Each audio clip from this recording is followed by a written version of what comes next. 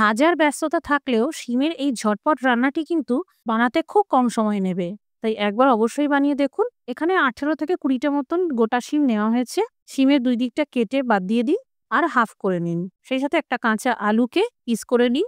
2 চা চামচ পোস্তর সাথে 1 চা চামচ গোটা জিরে, 1 চা চামচ গোটা সর্ষে, 2টো গোটা কাঁচা লঙ্কা, 1 টুকরো আদা সব একসাথে বেটে নিন। একটা পাত্রে এই সব কাটা সবজিগুলো দিয়ে দিন।